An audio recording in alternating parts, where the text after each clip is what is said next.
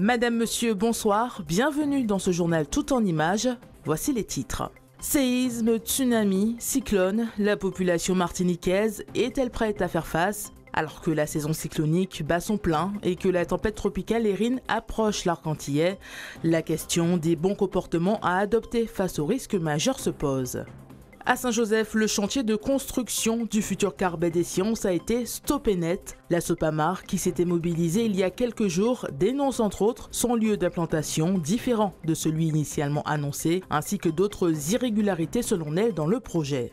Entre bulletins de prévision, réseaux sociaux et bouche-à-oreille, nous verrons en fin de journal comment on s'organise lorsque l'on vit sur une île fréquemment bordée de sargasses, d'autant que le phénomène semble avoir pris de l'ampleur et concerne dorénavant des plages longtemps épargnées.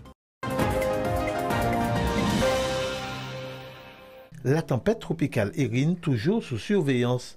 Elle poursuit sa trajectoire vers l'ouest à 37 km/h. Pour l'instant, les conditions météorologiques ne lui permettent pas de se renforcer. Elle devrait aborder les îles du Nord en fin de semaine. La trajectoire n'étant pour l'heure pas connue avec précision, le phénomène reste sous étroite surveillance. Actuellement, Erin il est à 2400 km à l'est des Petites Antilles. Il passera au nord de l'arc antillais dans la journée de samedi. Donc actuellement, les prévisions du National Hurricane Center fait passer le système à environ 280 km au nord de Saint-Barthélemy et Saint-Martin. Aux dernières prévisions, en effet, la trajectoire est revue légèrement plus sud que ce qui était prévu précédemment. Quoi qu'il arrive, la Martinique, même au vu de l'incertitude et de l'échéance lointaine, on se situe à environ plus de 600 km du système quand il sera au plus proche de l'arc antillais.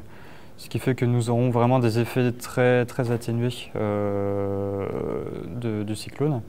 Donc premièrement, on aura le passage la propagation d'une houle cyclonique mais qui arrivera sur la Martinique de façon vraiment très atténuée.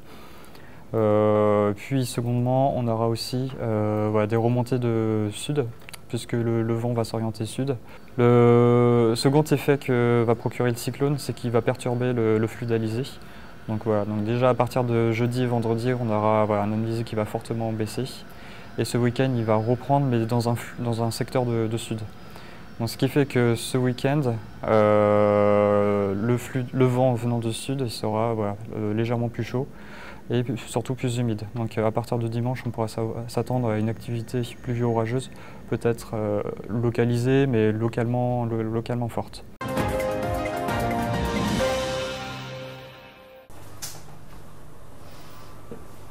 En quelques minutes, testez votre préparation face aux risques naturels grâce au nouveau questionnaire en ligne de Proavencia. Cette entreprise martiniquaise, experte en risques santé et sécurité, met gratuitement l'outil à disposition sans inscription. Objectif, inciter chacun à se poser les bonnes questions et à adopter les bons réflexes. Une partie un petit peu avant sur plus le domicile, et la maison, sa préparation face aux risques et connaissance des risques aussi. Deuxième partie, c'est un peu plus pendant l'événement. Est-ce qu'on est prêt? Qu'est-ce qu'on va faire s'il y a quelque chose qui se passe? Est-ce qu'on sait où aller? Est-ce qu'on a un kit de survie? Est-ce qu'on a déjà pensé à tout ça? Et puis, troisième partie, c'est un peu plus après, un peu plus justement la résilience. Est-ce que je saurais porter secours à mes proches? Dans la rue, l'idée séduit, mais peu connaissent ce questionnaire en ligne. En quelques clics, l'utilisateur obtient pourtant une évaluation et des conseils adaptés à sa situation. Résultat, chacun a sa propre méthode de préparation. Je ne savais pas que ça existait, mais c'est une très belle initiative. Si ça permet d'informer la population sur les risques, c'est une très bonne chose. Je ne dirais pas que je suis prête en cas de risque majeur, mais j'essaye d'acheter le nécessaire, un peu comme des bougies, des piles, faire une petite pharmacie aussi. J'ai mon kit de survie juste à côté de moi. Toujours un t-shirt, c'est sucre, café, savon. Et Colgate. Je sais que j'ai toujours de l'eau en bouteille à la maison. Après, niveau course, je fais comme d'habitude. On n'est jamais prêt, même si finalement on s'est préparé dans la tête, on fait des réserves, on met tout là, mais le jour arrivé, le jour J, on panique. Ce test s'inscrit dans une démarche plus large de prévention alors que la Martinique reste exposée à plusieurs risques majeurs. Une initiative qui rejoint les objectifs des acteurs locaux. Pour le président de l'Université populaire de prévention des risques, se préparer régulièrement est essentiel. Mais il faut aussi savoir réagir au bon moment. Nous sommes dans un territoire qui est éminemment exposé aux risques cycloniques notamment, aux risques sismiques, aux risques volcaniques. Donc il faut qu'on soit régulièrement prêt puisque bon, il y a des phénomènes qui ne s'annoncent pas, comme le risque sismique. Donc il faut absolument que les gens actualisent leur préparation régulièrement en famille, dans les entreprises, dans les communautés religieuses, dans les établissements recevant du public, etc. Voilà, parce qu'on ne sait jamais. Un outil simple, rapide et gratuit. Parce que face aux catastrophes naturelles, être prêt peut tout changer.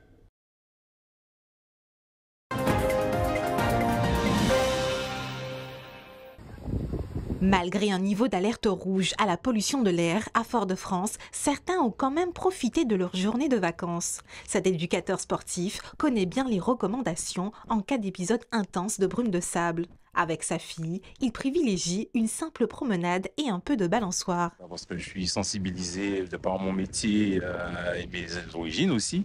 Mais aussi, comme je sors par rapport à ma fille, elle est sujet aussi aux crises d'asthme. Donc, je fais quand même attention à où on va et ce qu'on doit faire. Donc, pas de marche exagérée ou d'activité intense. Donc, ce sera juste sortir. Là, elle fait de la balançoire. Et après, on verra par la suite ce qu'on fera, mais rien d'intense. Ça va, je respire bien. Je ne suis pas trop malade dans ce moment, même si l'air, c'est pas bon à ce moment. D'autres, comme Samantha, installée en Martinique depuis un mois, ne prêtent pas du tout attention à la qualité de l'air pour planifier ses sorties. Je n'ai pas du tout conscience de ça, ça ne rentre pas dans mes perceptions, la qualité de l'air. Ce serait plutôt mon ressenti interne et la beauté du paysage que je verrais en premier. Je me rappelle récemment que j'ai vu des nuages de sable un peu vers un coucher de soleil, mais à part ça, j'ai rien ressenti de négatif, à part qu'on est dans une ville et que des fois, c'est une ville, quoi, mais sans plus. Enfin, j'ai ressenti pire dans d'autres villes, surtout en métropole. Prévue généralement entre avril et septembre, la saison de la forte concentration des poussières venues du Sahara tombe en pleine période de grandes vacances. Dans cette pharmacie, on constate depuis début juillet une recrudescence des patients venus soigner les effets de la brume de sable. Tout le monde est en extérieur, il fait très chaud. Donc oui, on a pas mal de monde, un petit peu plus que d'habitude, qui viennent pour les symptômes de la brume de sable. Ce sont des symptômes d'irritation, de démangeaison, de sensation des fois de qui pique ou de gorge qui gratte, une petite toux, une toux dite allergique. Donc on va préconiser des lavages des yeux, des antihistaminiques en collyre, donc ou des antihistaminiques par voie générale qui permettent de calmer l'allergie dans sa globalité. Un épisode plus intense que prévu la veille. Madininer a constaté une augmentation des concentrations aux particules fines tout au long de la matinée. Aujourd'hui, nous sommes au niveau d'alerte, donc alerte à la pollution. Donc ça veut dire qu'on dépasse le seuil de 80 microgrammes par mètre cube en journalier.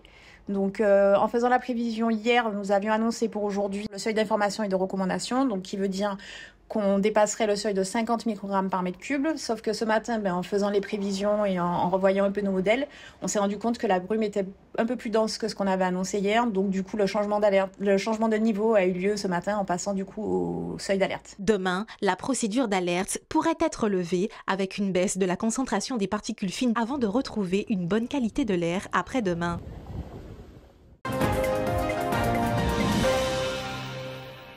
Le chantier du Carbet des Sciences de Saint-Joseph à l'arrêt suite à la mobilisation de la Sopamar il y a 2 semaines. Selon l'association, ce chantier de la CTM est irrégulier pour plusieurs raisons, notamment pour sa superficie et son emplacement dans une zone agricole, contrairement aux informations du plan local d'urbanisme de 2012. Le Carbet des Sciences, depuis 2017, a obtenu un permis de construire. Le permis a été prorogé 2 fois et il est devenu en caducité depuis 2023. Or là, nous constatons qu'en 2025, le conseil, la CTM, la collectivité territoriale de Martinique, a entamé il y a à peu près 15 jours des travaux pour commencer ce projet. Alors nous disons que ce n'est pas normal puisque la loi ne permet pas, lorsqu'un permis est devenu caduc, de commencer des travaux. D'autre part, nous switchons, comme nous l'avons toujours dit dès le départ, en zone agricole du plan local d'urbanisme. Et avec les documents que nous avons dans le rapport de présentation du PLU approuvé en 2013, légitimement, la SOPAMAR dit que nous ne pouvons pas faire comme si de rien n'était et fermer les yeux sur des passe-droits de ce genre. D'ailleurs, il y avait aussi un emplacement réservé numéro 3. Donc, pour le giratoire, une des conditions sine qua non pour entrer dans cette zone, aujourd'hui, ce giratoire n'est toujours pas là. Donc, demain, la responsabilité même du préfet est en jeu, puisque la zone est autorisée, des permis sont délivrés, alors que ce giratoire n'est toujours pas fait. Donc, c'est une plainte qui sera déposée au pénal. Nous attendons tout simplement le rapport de l'huissier et le nécessaire sera fait en ce sens. Contactée par nos soins, la CTM n'a pas donné suite à notre demande d'interview. Eau turquoise ou tapis marron, pour beaucoup, le choix de la plage se décide en fonction des sargasses.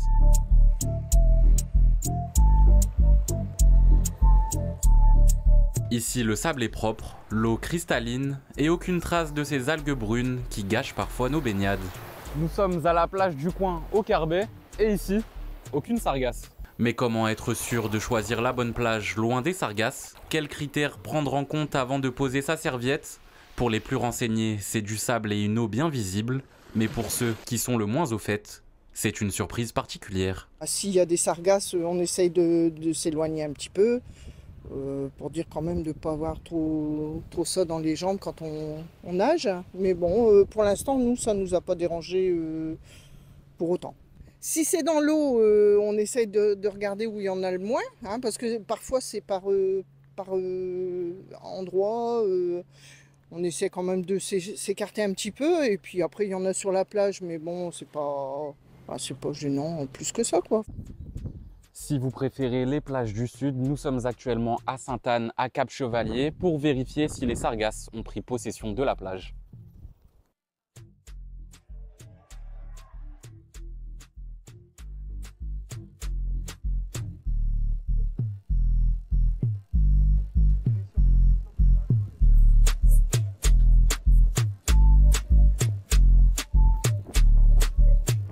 Ici, le décor est marron, les algues brunes remplacent les baigneurs et la situation attriste même le peu de personnes croisées sur place. C'est quand même assez grave de voir le paysage se dégrader comme ça en fait. En fait, c'est une île paradisiaque, c'est une île touristique.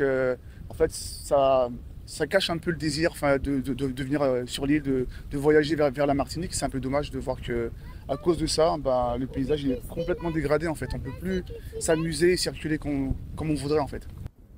Effectivement, nous sommes à Cap-Chevalier et comme vous le constatez, je n'ai pas les pieds dans l'eau, mais dans les sargasses. Et si certains préfèrent vérifier l'état des plages avant de s'y rendre, d'autres y vont directement, sans même savoir ce qui les attend. Non, on n'a pas vérifié, mais comme on connaît la situation de l'île et qu'on sait que c'est sur cette côte-là qu'il y a des sargasses, en fait, on voulait déjà venir voir pour montrer à nos enfants ce que c'était et puis s'y promener. L'odeur est très forte et c'est vrai que c'est pas très beau visuellement et on sait que c'est très mauvais pour la santé, donc c'est pas très chouette. Il existe en tout cas des solutions afin d'éviter les sargasses. Madininer communique chaque jour la concentration moyenne des gaz émis par les sargasses. Par exemple, Châteaupaille est désigné aujourd'hui comme la zone la plus à risque.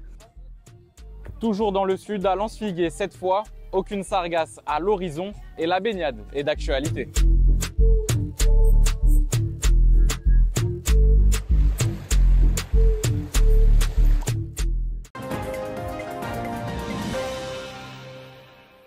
L'EFS a besoin de vous. Si vous souhaitez faire une bonne action et donner votre sang, la Maison du Don vous accueillera ce mercredi de 8h à 17h30.